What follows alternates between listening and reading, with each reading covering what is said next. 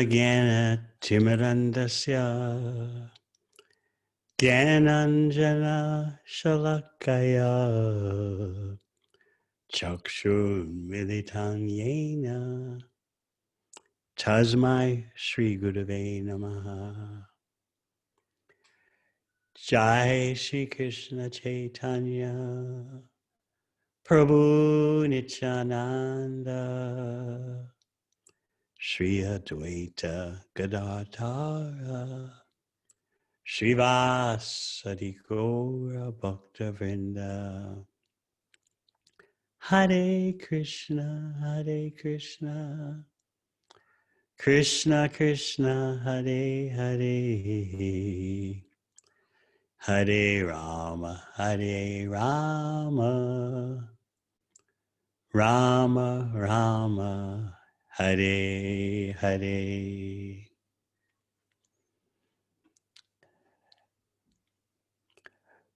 We'll continue with our discussion of the Bikshu Gita, chapter 23 of the 11th canto. Some of you may remember from the previous weekend how the Bikshu, the Avanti Brahmana, began his transition. He started off as a most miserly wealthy person. He treated his family members so harshly. He was so stingy, and that stinginess produced such an ill-tempered person. This is what material attachment does to us. Now, you might say, in the case of this particular person, he was extreme, way over the top. But let's not put a halo around our material desires. Let us look them straight in the eye, so to speak, and understand how they distort our character, distort our mind, distort our senses. We think we're being objective and clear-headed, but the material desires deform us. Now, the strange thing is that so many persons are crippled and deformed by these inappropriate desires that it seems normal. And in fact, if you're not like that, or if you're trying to not be like that, people think you are strange. And you'll see that this is what happens to the extreme miser when, through calamities, he loses all his wealth. Whatever little tolerance his family members had for him due to his wealth, it all vanished. He was useless. First of all, his disposition, his mentality was very repulsive, all because of money.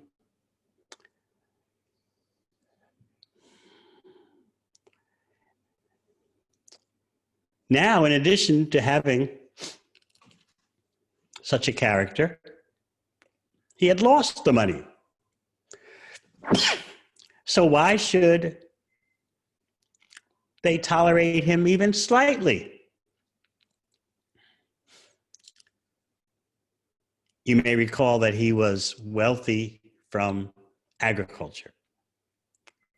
Although a Brahmana, he was allowed by that Varna to engage in agricultural trade. And he was wealthy from that, yet he lost it all. He lost his crops. Thieves plundered his wealth. The government, one way or another, plundered his wealth. He was left with nothing. What's shocking for us is that amidst his suffering, he began to revive some bhakti realization buried deep within. And he actually was grateful that the Supreme Personality of Godhead had ended his material desires by ending the circumstances. He took that as special mercy.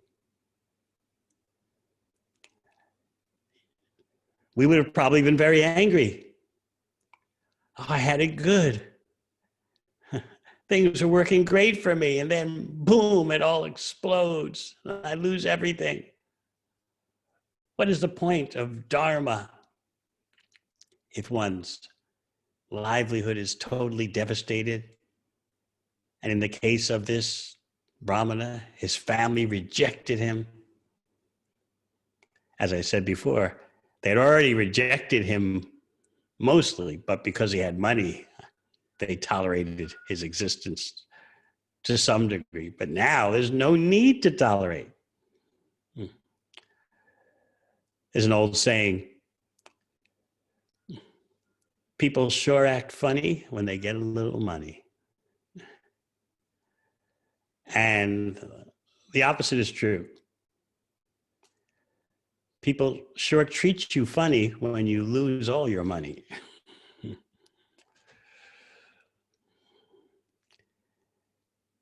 But because somehow or other, this Brahmana had sadhu sangha and some devotional credits,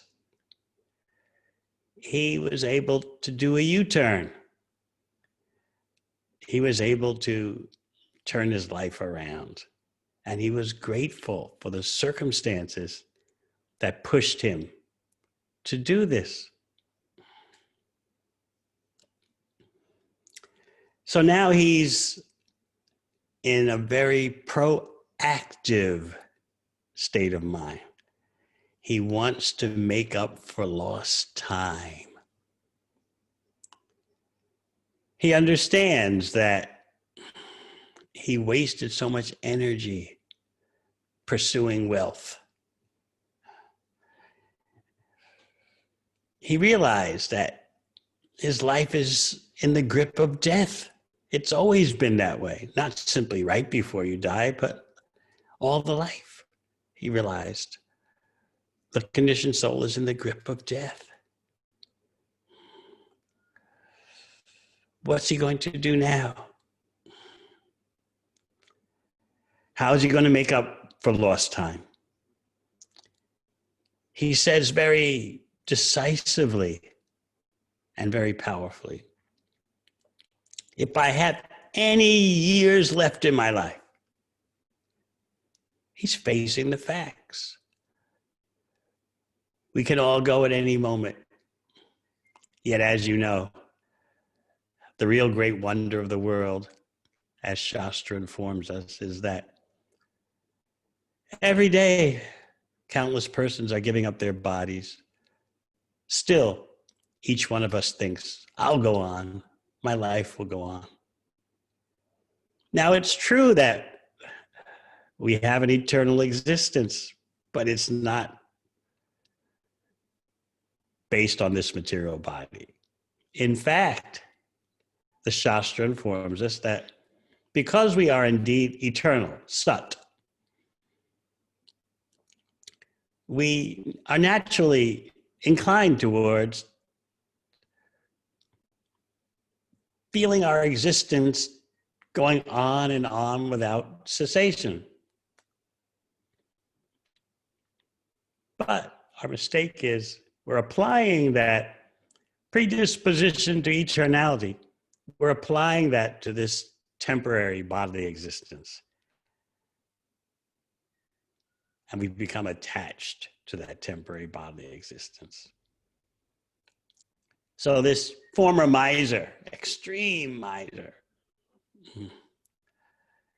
is now strategically thinking in the best way. He's doing real strategic planning. Whatever time I have left, let me dedicate for the real purpose of human life.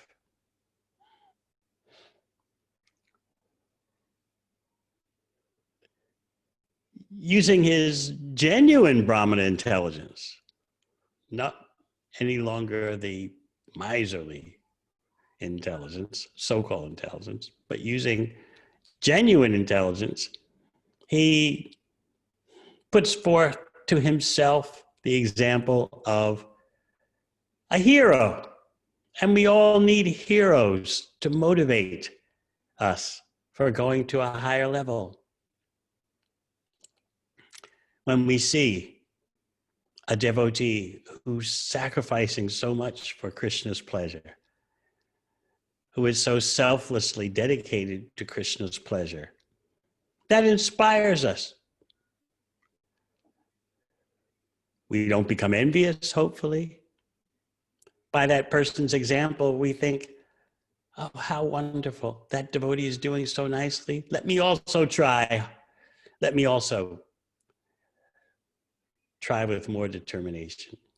So this is why, one reason why, the association of devotees is so necessary.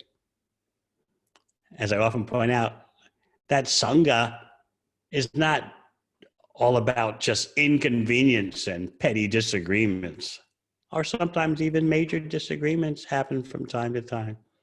But that's not all that the Sangha is about.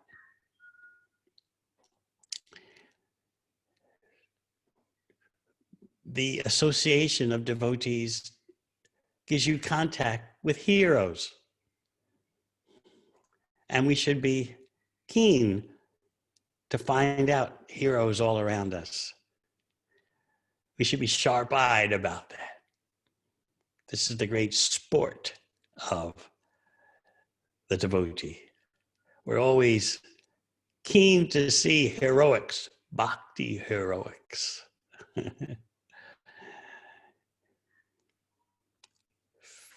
Be attuned to that. Keep an eye out for that. Even just one day, someone has done something wonderful. Don't pass over that, gloss over that. What to speak of someone who year after year is dedicated to Krishna's service. Be open-minded for heroics in bhakti. Heroism demonstrated through any of the 9 processes of devotional service. So the Avanti Brahmana, now transitioning from extreme, distorted miser to a wandering mendicant, a bhikshu. He's gaining strength from a hero. He says, Katanga Maharaj. He demonstrated that when informed he only had a moment left in his lifespan, he fully surrendered to Krishna. So the Avanti Brahmana is allowing that heroic example to inspire him and propel him forward. This is the month when Srila Prabhupada first landed in the USA, and that is such a heroic event. But we should also keep an eye out for the heroics done by the so-called ordinary devotees around us. Bhakti is no ordinary thing. And any devotee is not an ordinary person. So let's not become callous and insensitive and overly familiar with our fellow devotees. They have done something inconceivable in this darkness of the age of Kali. They're trying to engage in Krishna's service. They're trying to clean themselves up and have a genuinely civilized life. They're trying to go for the supreme destination. Some of you may recall reading in the book Science of Self-Realization, a lady, Lynn Ludwig, who wrote Srila Prabhupada, saying that his young disciples, and all his disciples, and practically speaking, were young, they were too over the top, too enthusiastic in a neophyte way, and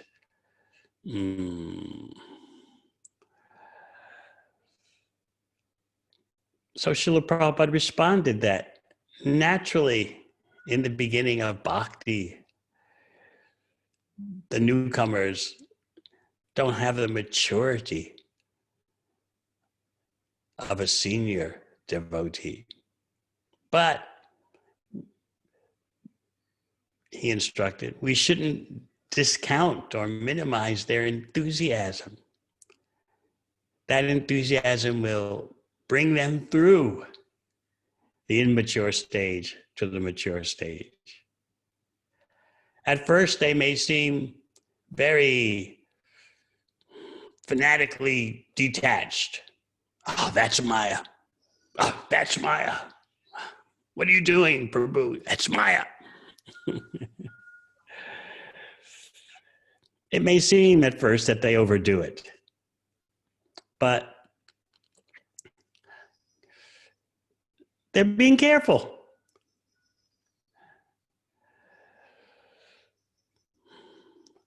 They're protecting their spiritual life and are learning how to be cautious with the material energy. And that's to be commended. So Srila Prabhupada told this lady who wrote him that, in so many words, he said, look, they may not be perfect, but just think they're trying to be perfect.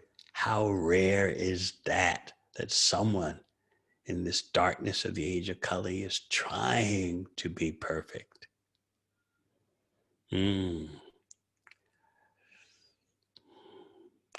So let's always keep a proper perspective on our association with devotees. Let's not become cynical, cutting.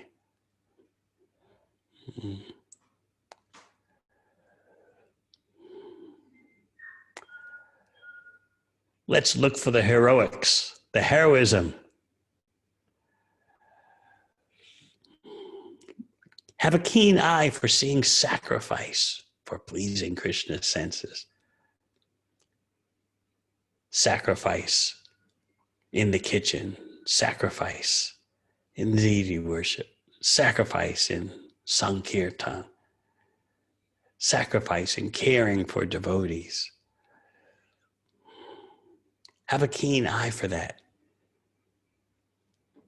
The super soul will help you. And it's the super soul that allows you to see everything in Bhakti is ever fresh. Ordinarily, if you're doing the same thing every day with the same people every day, at the same place every day, with the same things, the same items every day, you think, oh, this is monotonous. I need a change. But our perception is monitored and regulated by the supersoul. We're not independent. If we please Krishna with our bhakti, the supersoul in the heart reciprocates by allowing us to see more and more of the transcendental reality. He allows us to see everything as Nitya Nutana, eternally ever fresh. So that's the secret for how to live with the same devotees at the same place, even doing the same service day after day, year after year. But you see every day as a new experience. Material life means making constant adjustment, readjustment, juggling this, rearranging that, to try to maintain some freshness. But that struggle is impossible. The material energy is the same old, same thing.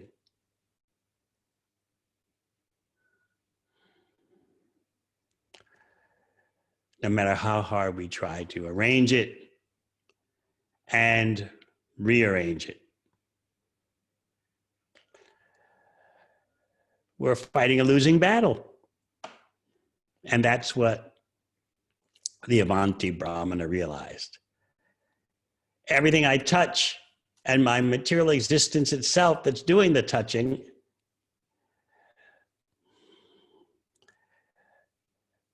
is a hopeless battle.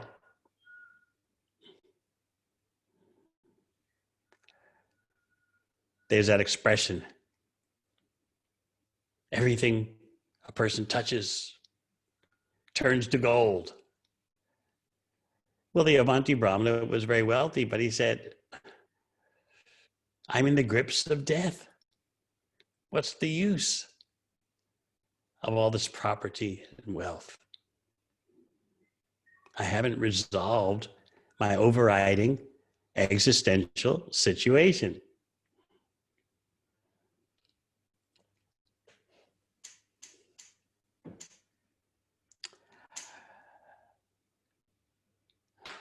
So now he's ready for a completely different life.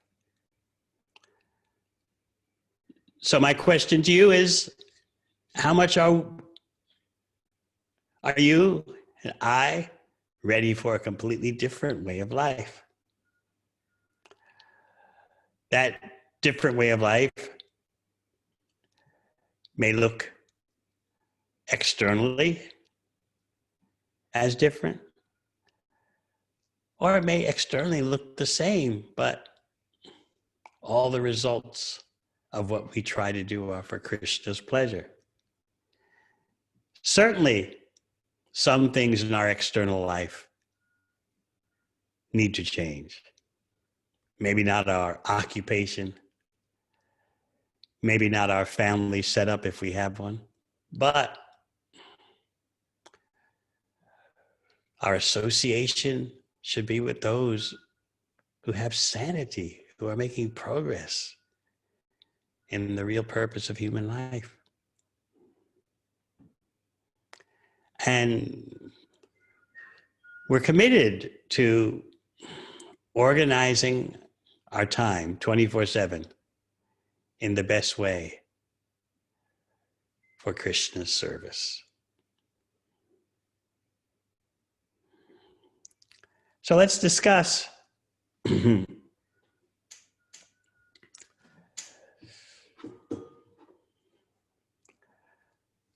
Krishna's summation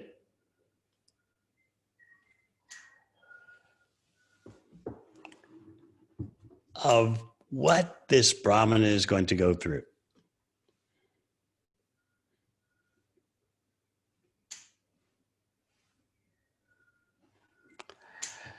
I don't want it to scare you.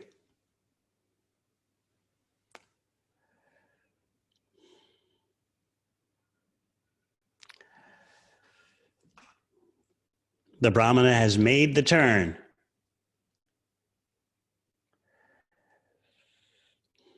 He's putting his life on track. But what is he going to get as a response?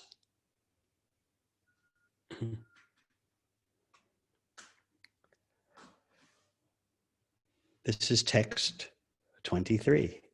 Excuse me, text 31 of chapter 23.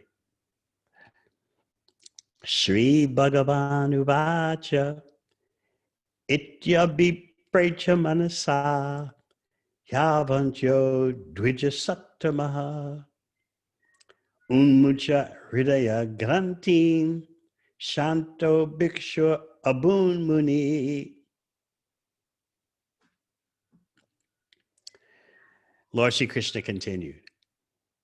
Now this is especially important.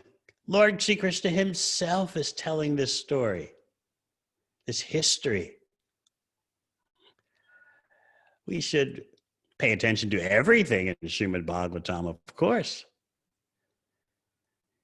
But bear in mind that what seems to be a routine story about a miser who lost everything and then came to the proper conclusion, what seems to be that kind of routine story has deep significance for us, and therefore Lord Sri Krishna himself is speaking it.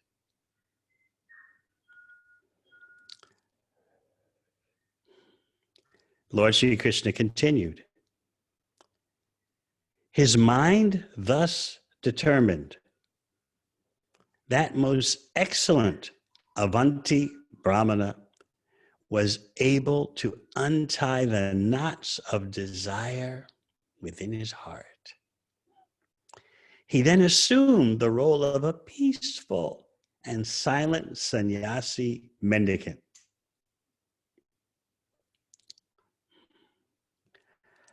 So this is quite an achievement, to be able to untie the knots of desire within the heart. He's achieved the culmination of the anarta nivritti stage of bhakti, cleansing the heart of all unwanted things.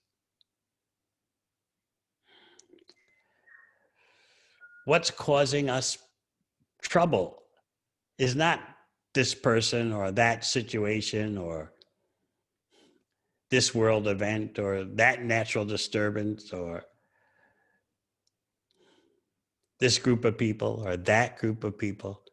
What is troubling us mainly is the hard knots, those knots of desire in the heart. What is the powerful process? What is the process that's effective enough to untie those knots of desire in the heart? Sometimes I listen to forward thinkers in the field of ecology or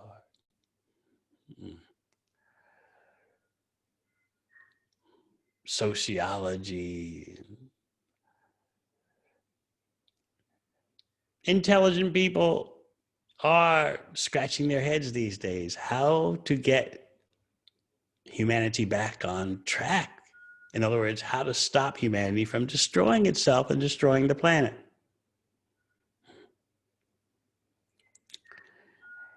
I often point out, it's time to rethink, to reconsider the human project.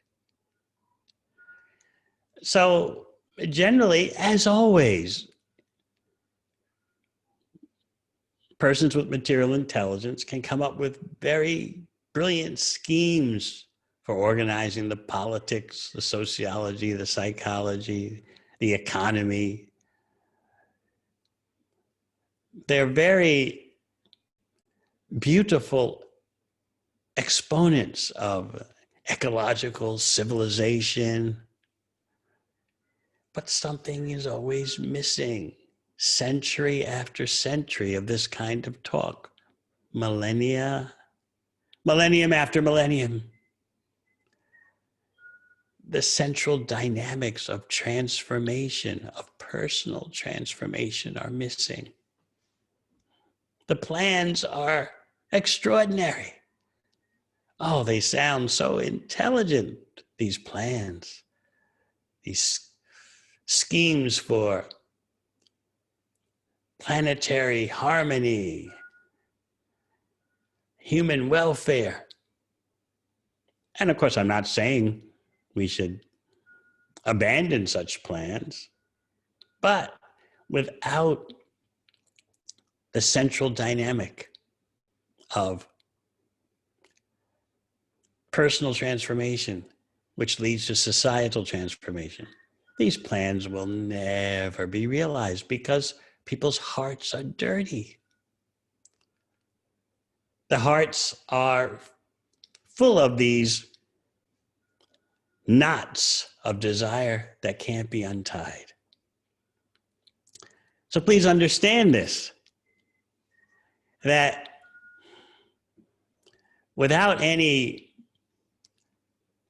large-scale process for purifying the heart, you're not going to see any worthwhile change, any change that endures in human society. The brilliant plan making is not sufficient. What's going to get into the heart of the individual, get into the hearts of society, and transform them? The main contamination, of course, is the bodily conception of life, bodyism. The whole world is drowning in that, as always. I am this class, I am this culture, I am this color, I am this creed, I am this country. In fact, people just repeatedly make the same mistake of thinking that the more you embrace upadhis, that Sanskrit term meaning external designations, the more you embrace these upadhis, the more you'll find relief. So take shelter of your external designations. What's your gender preference? What's your color, your creed, your country, your class? Identify with that. Feel solidarity with others who you perceive as sharing the same external characteristics as you have. This is madness. First of all, we make the mistake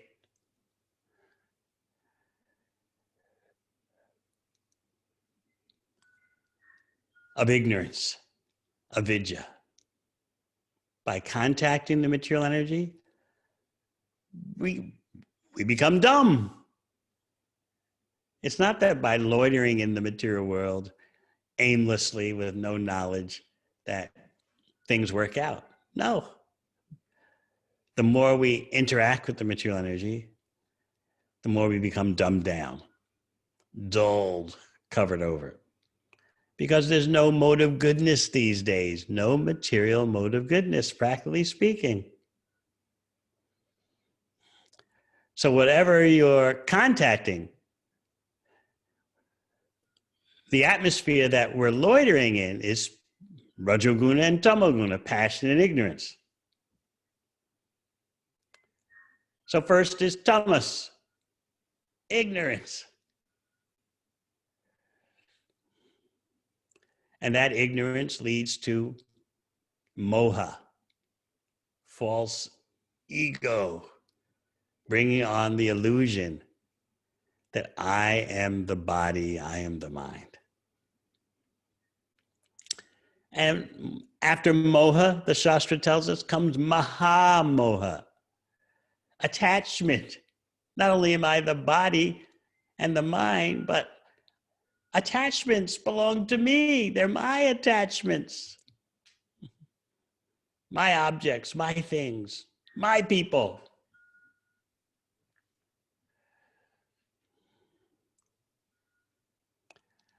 And then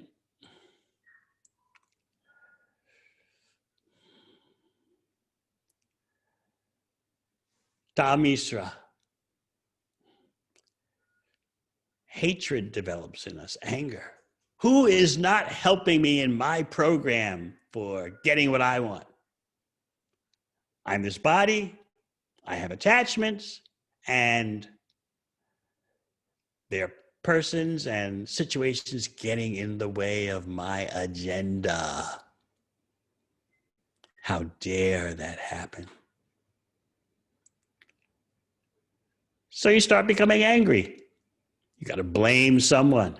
And we'll get more into that tomorrow, in tomorrow morning's class, when we hear the Avanti Brahmana run down the list of all the possible objects of blame and why he's not doing that. He's going to recite 6 usual targets of blame and say, it's not that one or that one or that one.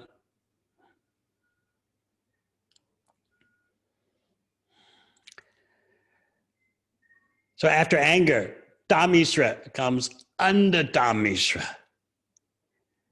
You become mad with absorption in material life. I've got to have it. I've got to do this. I need to do this. I want to do this. I will do this.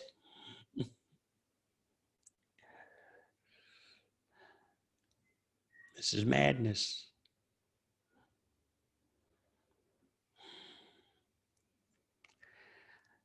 So again, when you hear brilliant plans for social restructuring, say, very good, very nice. At the same time, where is the central dynamic for cleansing the heart? Without that central dynamic, the greatest, most brilliant plans will not succeed. It'll be just the same old, same old.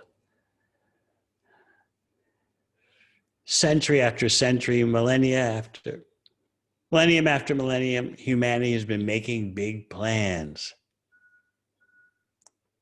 But without a mass process for purifying the heart,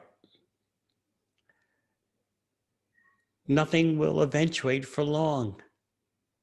There always seems to be, a time for relief, a time for human civilization to reevaluate itself and turn a new page.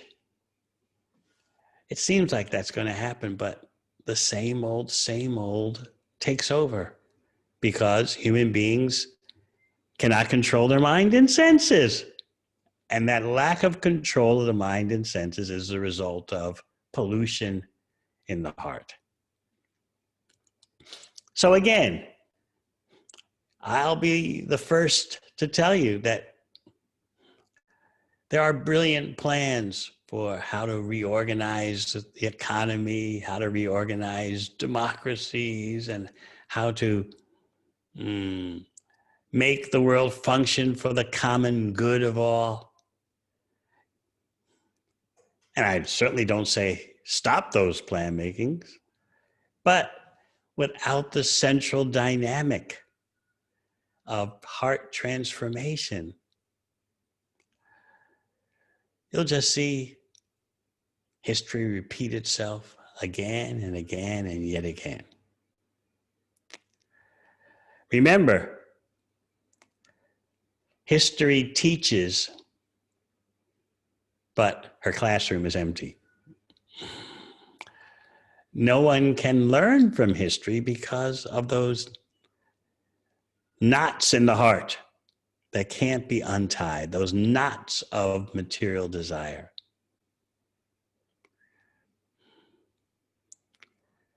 So Bhakti mysticism begins with heart transformation.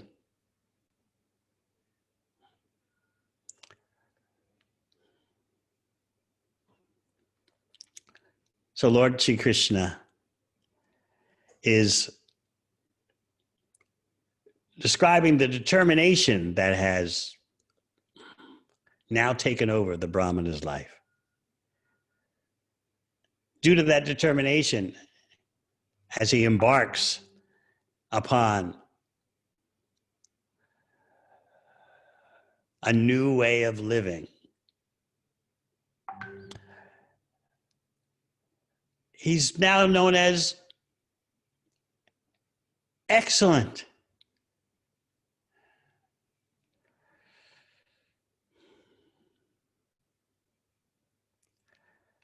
Dvija Sattama, a most excellent Brahmana. He's gone from a miser, decrepit miser, to a sterling personality. It's amazing to see that transformation happen amongst ourselves. Not simply with newcomers to Bhakti, but also those who have been around for a while. It's amazing to watch them go to higher levels, deepening their attachment for Krishna and serving Sri Chaitanya Mahaprabhu. So the result of the Brahmana's transformation is that he assumes the status of a peaceful and silent wandering mendicant. How peaceful is he? How silent is he? Let's hear what happens as he wanders the world. Everyone is wandering through samsara, material existence, but his wandering has become transformed. He's going throughout cities and villages. Krishna is explaining this. He's not revealing his advanced spiritual status. And most persons are not recognizing who he is. This is something that even newcomers to Bhakti and older devotees also have to deal with. Don't expect credit from everyone you used to know in your material sphere of relationships. Oh, you look so shiny. Oh, you look so transformed. You may want to, for their own good, not simply for your own feeling of self-respect, but you may want for their own good that they recognize the transformation that you've undergone. But often it doesn't happen. Of course, there are times when it does happen, but don't expect it all the time. This is the age of Kali, the age of darkness, and people lack the vision to see what's right in front of their eyes. I mean, even when the Supreme Personality of Godhead himself was present on the planet 5,000 years ago, very few persons knew what they were looking at. Most human beings thought he's the most powerful human being on the planet, but still, he's an ordinary person. Others thought maybe he's a demigod. Our real seeing is through the Shastra, seeing by hearing. Now pay attention, please, to this. Sounds like a tale of woe, misery. Don't be frightened now. You might think, is this what it means to go through the bhakti life? What this mendicant is going to go through?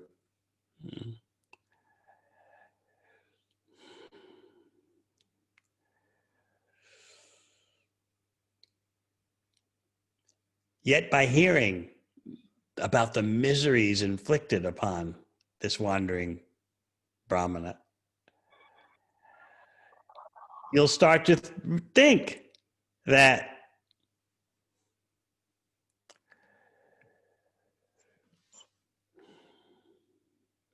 he must have something really going for him. Bori Boja, please turn off your mic.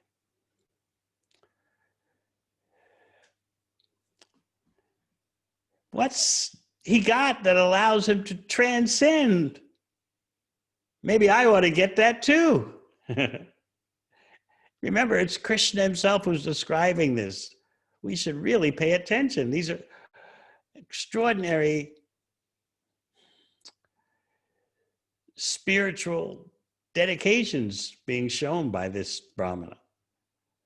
And by hearing about it, guess what? We can develop that same determination, that same tolerance. Because by hearing about it, we desire, our desires change, and Krishna in the heart gradually fulfills our desire. Hearing is so important for heart transformation because hearing Srimad Bhagavatam changes the heart. So pay attention, please, to the accounts of the harassment this Brahmana went through. Krishna speaking to Uddhava, a devotee that Krishna says is more dear to him than his own self. A devotee whom Krishna sent to Vrindavan to study the love of Krishna's most intimate servitors. Hear this. Let's get into it. Let's not flinch and be afraid. Oh my goodness, I can't handle that. O kind Uddhava, seeing him as an old dirty beggar, rowdy persons would dishonor him with many insults.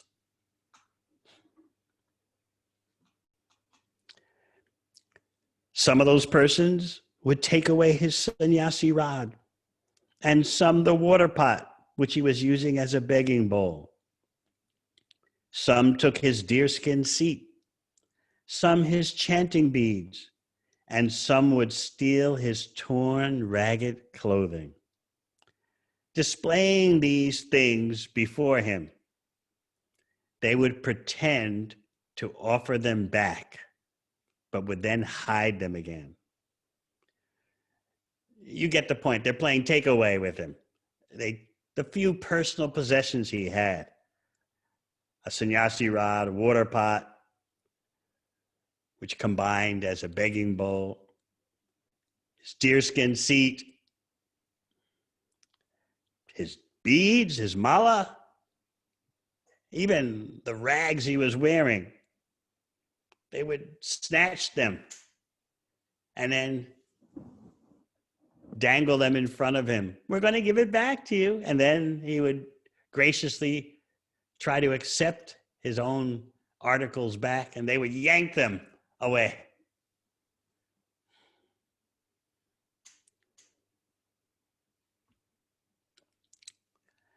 When he was sitting on the bank of a river, about to partake of the food that he had collected by his begging, Lord Krishna is describing, such sinful rascals would come and pass urine on it, and they would dare to spit on his head.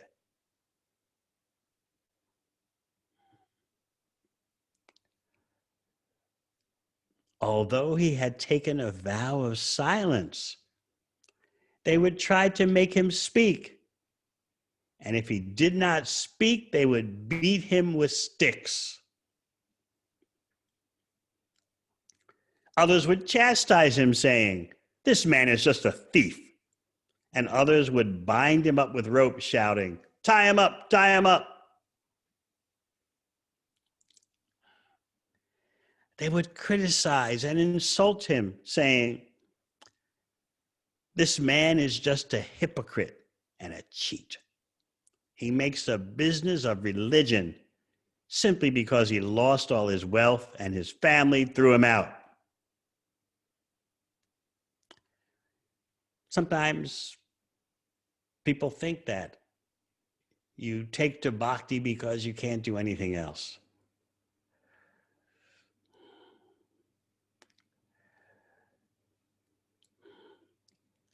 In India, sometimes that thought can be there. People think, oh, you're just making a business of religion. You can't do anything else. You can't be an engineer. You can't do IT. So you decided to become a fully absorbed Krishna Bhakta. If you had some material abilities, you would be doing the normal thing, but you have no material abilities or you're lazy, and therefore you've taken up bhakti.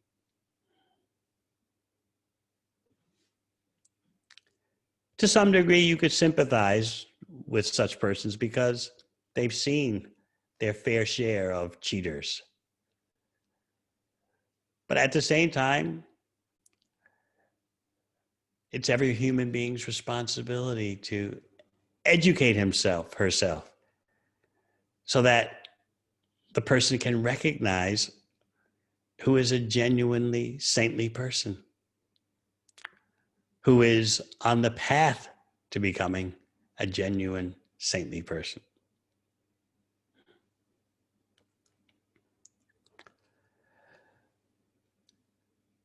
The harassment goes on, as revealed by Lord Krishna himself.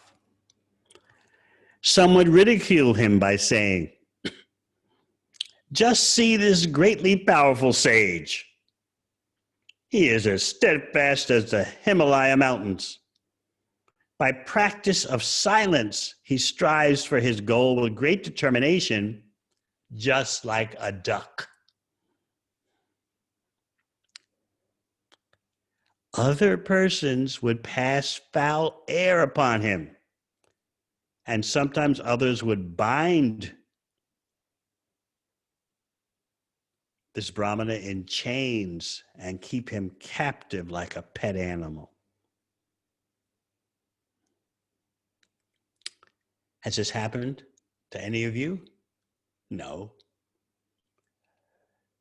But we can be thinking that, oh, this is too much. If this is what Krishna puts me through, I can't handle it.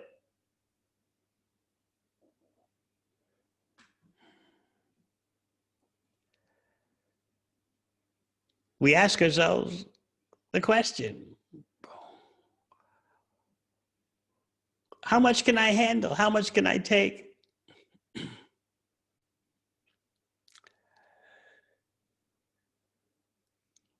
What kind of harassment will the illusory energy inflict upon my body or mind? But let's remember, this Avanti Brahmana has extraordinary spiritual Shakti going for him. All this harassment simply made him more unshakably peaceful. Isn't that amazing? Here we are thinking, oh, I could never go through all that. But while thinking that, let's not neglect the extraordinary inner wealth that this Brahmana developed. That we want. He's showing you how powerful bhakti detachment is.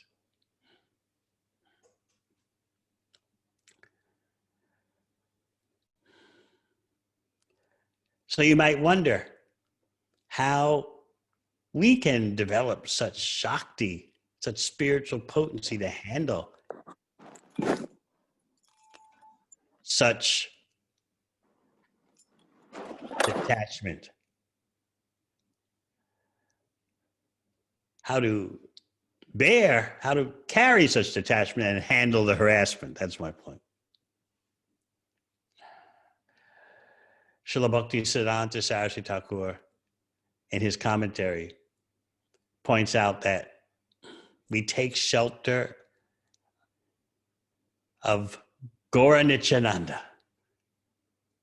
They make what is normally impossible in this age of Kali, they make it possible. So don't become hopeless. Take shelter of your assets. First, take stock of your assets and then take shelter of them. Our assets are the lotus feet of Lord Chaitanya, Lord Nityananda.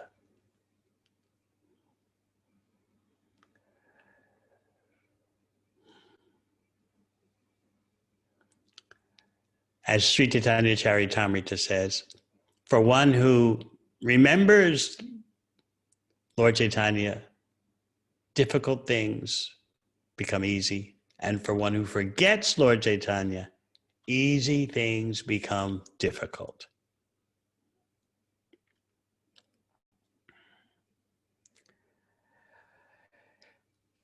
Think about situations in which you felt wrongly accused, harassed, severely misunderstood. If we just dwell on those occurrences, our focus on hearing and chanting is disrupted. Oh, why did that person say that to me? Oh, why did that person treat me like that? Oh, I remember 5 years ago, 10 years ago, or 2 years ago, this happened and that happened. You can't keep a steady focus on hearing and chanting because those resentments will rise up in you, rise up inside you and break your concentration.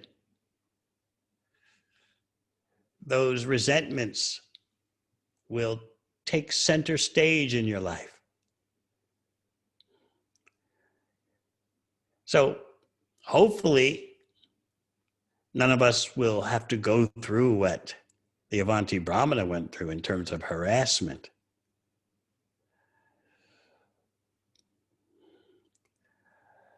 At the same time, we can learn from his unshakable, peaceful stability, which increased throughout all the harassment. So in this way, we'll get the strength to deal with our own trials, our own circumstances that test us to our core.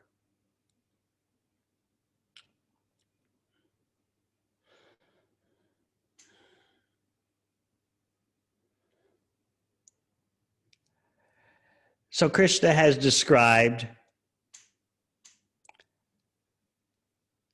the ordeal the Avanti Brahmana is going through, and he's going to give us a quick summary of the Brahmana's thoughts about who to blame. Often we find that to be a somehow soothing enterprise, the blame game. Who am I going to blame? What's life without someone to blame, right? It seems so satisfying to have an appropriate target for your blame, whether an individual or society. It's so common in materialistic societies where materialistic leaders try to increase their popularity by pointing out a target of social blame.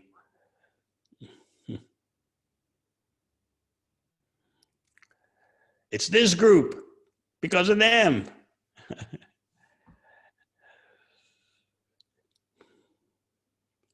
Sometimes people even get psychological advice about venting their anger.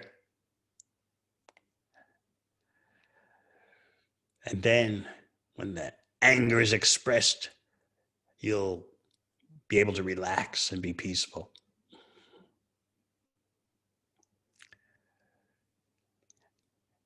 Anger is tamoguna. Tamoguna, mode of ignorance, never brings about peace.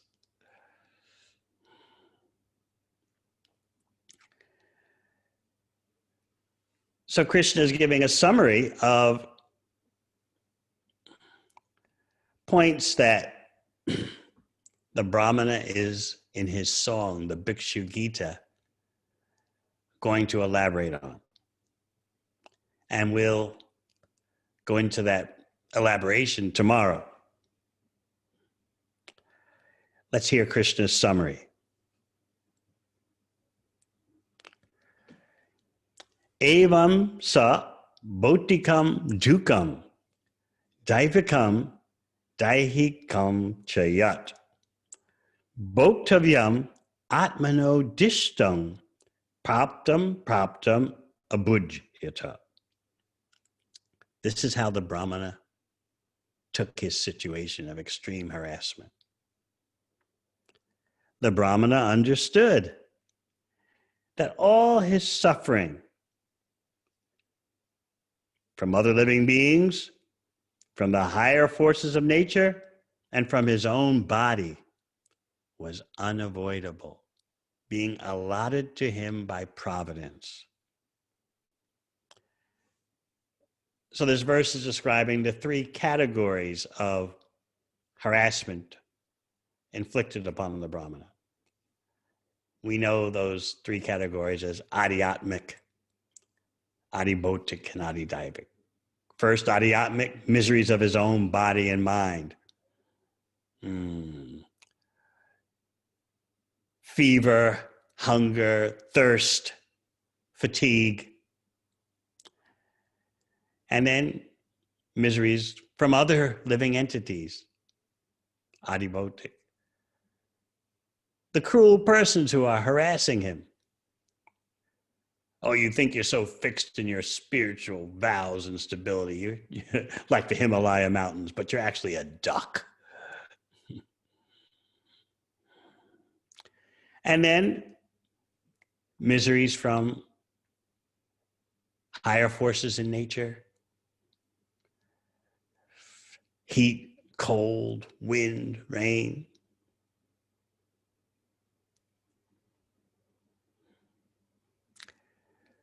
One devotee today sent me a photo of midday in San Francisco, and the sky was so dark because of all the wildfires. And when it did rain, the rain was filled with ashes. So these are miseries caused by higher forces of nature. So how did the Brahmana handle all this? He knew that his suffering was due to his false identification with the material body. He knew that his suffering was not due to the interaction between his body and the phenomenon of material nature. He knew that. No, it's the real culprit is my false identification with the body. So he's realized enough to know that I'm not going to put my energy and time into adjusting my external situation. What I will do is adjust my consciousness.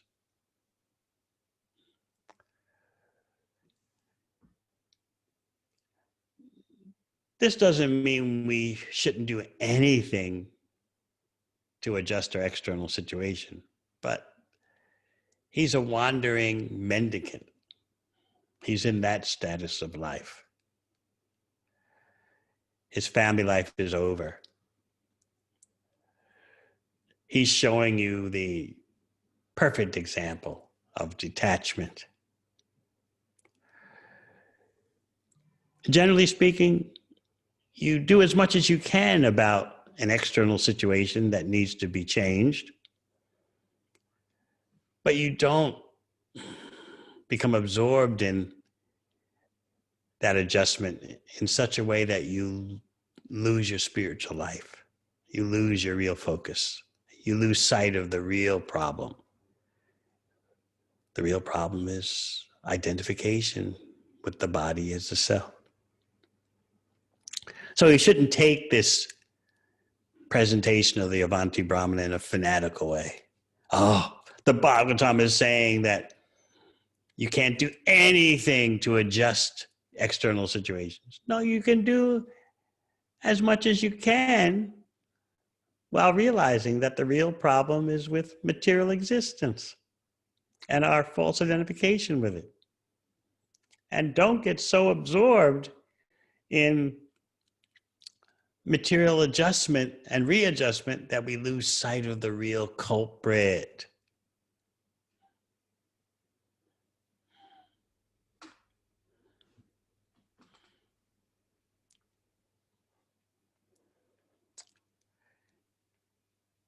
So finally, in spite of all the harassment by low-class persons far beneath his stature, his character, his integrity,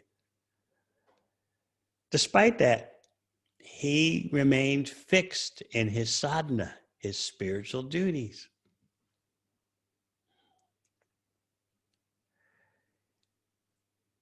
He's fixed in his spiritual resolution. And he begins to chant the Bikshu Gita, the song of the wandering mendicant. So Krishna has introduced the situation in which that song originated. So tomorrow we'll hear the song and benefit from the wisdom of that Bikshu Gita, that song of the wandering mendicant. So I hope that you're thinking that there's something in the gift of Sri Chaitanya Mahaprabhu, Sri Nityananda Prabhu, that would allow me to develop more determination, increase my tolerance and determination. Yes, what this Avanti Brahmana went through in terms of harassment is not something we expect most of you to go through. Sometimes devotees living in very inimical regimes, very tyrannical governments have undergone such. But generally you don't expect that you will. But just by hearing about the glories of the Avanti Brahmana, we develop more determination. This is Bhakti mysticism. This is what Srimad Bhagavatam does to our consciousness. Hearing about it instills in us deeper realization, deeper desire to please Krishna.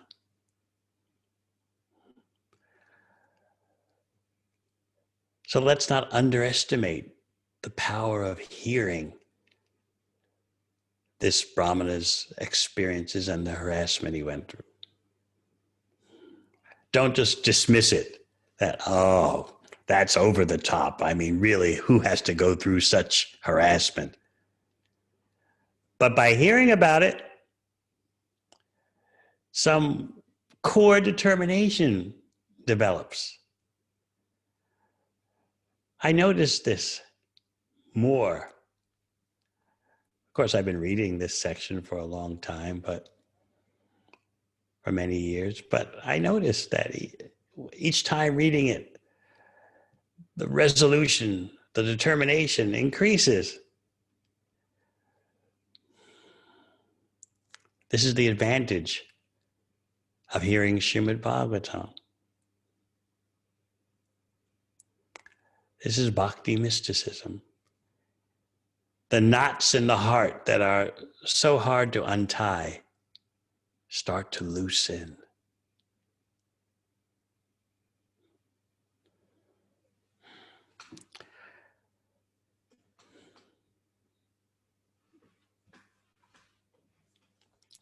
So what are those 6 typical objects of blame? We'll go into them tomorrow morning, but just to give you a preview. Number 1, blame other people. The Avanti Brahmana is going to deal with that. Number 2, the Devas, higher cosmic powers. Number 3, our own body. Number 4, planetary influences. Number 5, karma. And number 6, time. The Avanti Brahmana is going to deny each one of these and then present the real culprit, the mind. The soul identifies with the mind, and the mind is full of all kinds of thoughts that have been generated by karma. So by embracing the mind, we embrace all that karmic baggage in our mind. So we'll talk more about that tomorrow. For now, are there any questions?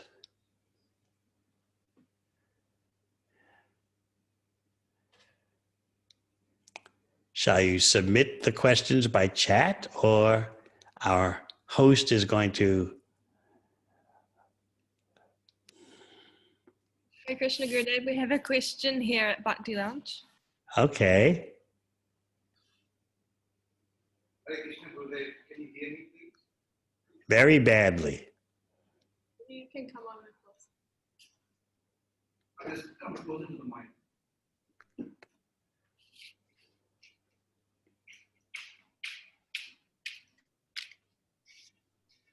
Hare Krishna Gurudev, thank you for the nice class, very informative.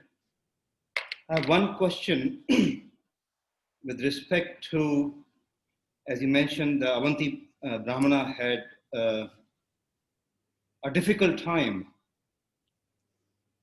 At the same time, we also hear about the free will, and let's relate it that others use their free will to either spit at him or do abominable acts on Avanti Brahman.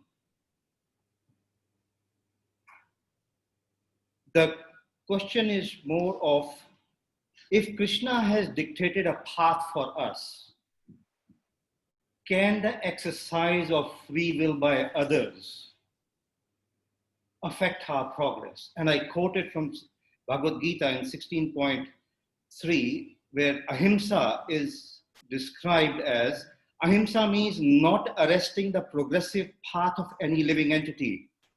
And that indicates that the free will of others can affect our progress, even if the path seems to be dictated already by Krishna. Krishna doesn't dictate your choices. He has given you independence. You're his part. And independence means you can go this way or that way. Yes, Gurudev, that's correct. Independence. No. we got 50 of the 64 properties of Krishna, and one of them is independence. Yes, agreed. But could we conversely not look that others are using their free will, and that could be obstructing our path? Yes, others can misuse their free will, as they did in the case of the Avanti Brahmana. But his reaction was under his control. And that's the point. And you'll hear more about that tomorrow morning if you're there in class. He goes through the list of the 6 usual targets of blame and says, no, it's not other people. It's all about me and my identification with the mind. He's giving you the perfect response. Now, according to our spiritual advancement, we share in that perfect response to varying degrees. But still, he's setting the standard. You got it? He's setting the gold standard. And we beg for the mercy of Lord Chaitanya, Lord Nityananda, that we can approach that gold standard. He's showing you real heroics, real heroism. And by hearing about it, we become inspired according to our measure, our abilities, our current abilities to follow in such footsteps. So it's not way over our head or out of our control. Let's be open to being inspired. Those low-class persons who were so horribly harassing him are misusing their independence. But his ship sailed on, so to speak. And that's very inspiring.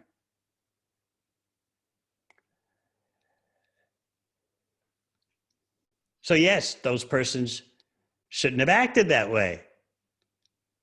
They were being violent.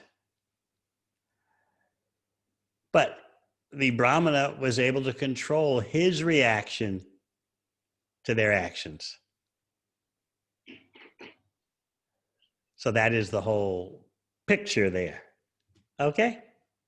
Thank you. Thank you, Maharaj.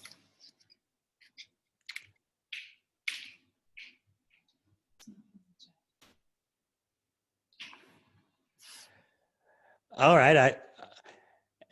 Any other questions?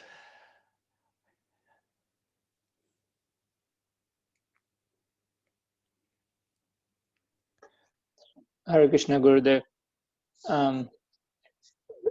Thank you for the nice class. I was wondering in regards to the pastime that you mentioned and the determination that the Avanti Brahmana displayed in executing his sadhana despite so many challenges. And I was just curious, or I was just wondering if you can shed some light on how we can develop the determination in our own practice despite so many things that might come up.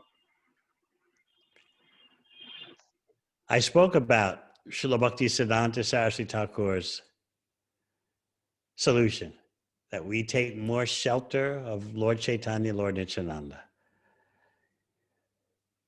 In this age of Kali, who has on their own such determination, such tolerance?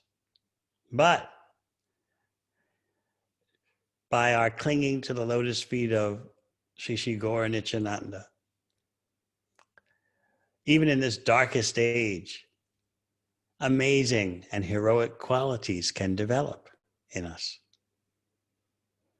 So don't forget those 2 brothers, Parama Karuna Pahundwijana Nitai Gaurachandra, Saba Avatar, Sar Shiromani, Kevala Anandakanda. Don't forget those 2 brothers.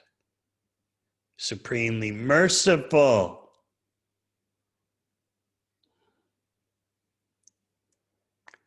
Otherwise, you have a right to question, well, how do we develop this?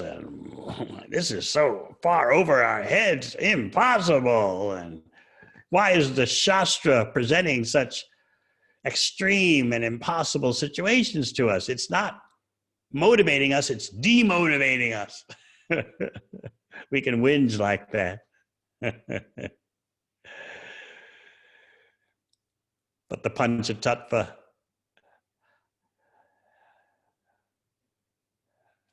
are giving us their mercy. The more the Panchatattva dance, the more the world becomes flooded with love of Krishna.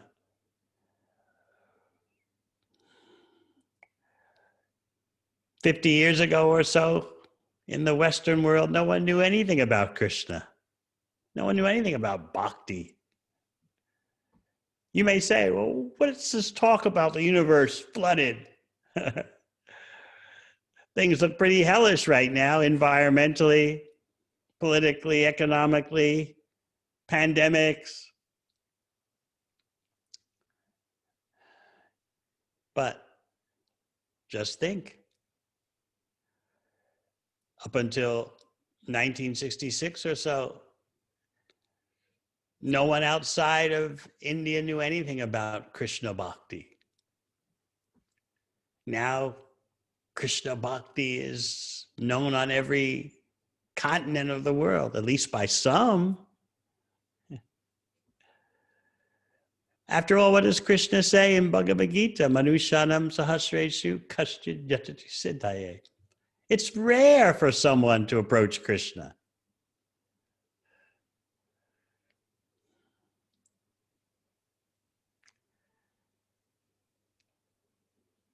So hearing about the Avanti Brahmana should make us more dedicated to take shelter of Sri Sri Gaur Nitai.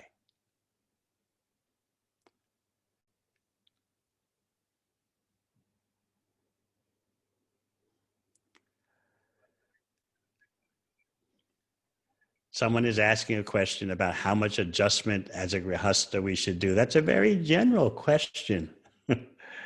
I've answered it already in principle. Don't let the attempt for adjustment and readjustment to take over your life so that your spiritual practices diminish.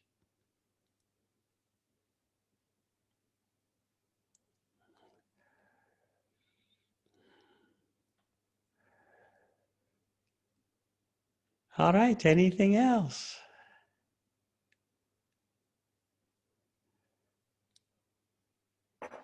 Hare Krishna, we have one more question from Bhakti now. Ponnanda. Hare Krishna Gurudev. When we're chanting the Hare Krishna Maha Mantra, should we be trying to give emphasis to all parts of the mantra? Equal emphasis? Of course. We want to hear every syllable.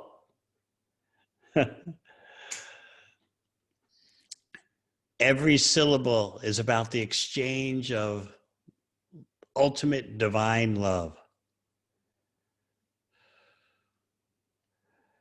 You don't want to miss a beat. You're a musician. You don't want to miss a note. How would you like it if in one of your musical compositions, while it's being played, someone missed a note? How would you? I've had, and I feel very distressed. Yes, how dare them? You take it personally. So the Maha Mantra is Krishna. As Chaitanya Charitamrita says, Kali Kale Nama Rupe Krishna Avatar. In this age of Kali, the avatar, the incarnation of Krishna, is the holy name. He comes as the form, Nama Rupa. And at a higher, or shall we say deeper level of understanding, as our quality of chanting increases, we realize that the Hare Krishna mantra refers to Radha Krishna and their exchanges, their loving exchanges.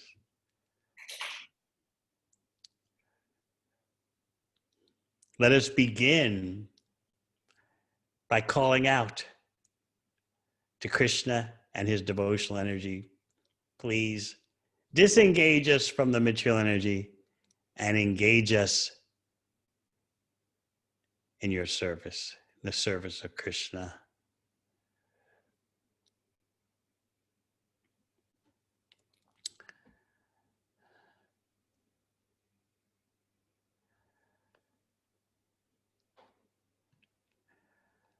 All right, is that all from the Bhakti Lounge?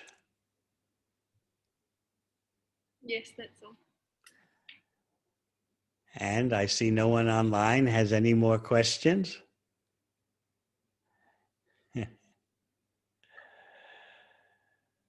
So we look forward to tomorrow morning, New Zealand time, 8 a.m. New Zealand time, and we'll go over the list of 6 that the Avanti Brahmana is singing about. He's going to present a list, as I said, of potential targets when you want to play the blame game. And he's going to dissect and deny all those targets and show you what you should really blame, how to truly engage your blaming tendencies by picking the right target.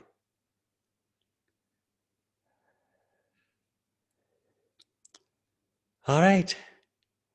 I thank you all very much for your attention. Hare Krishna.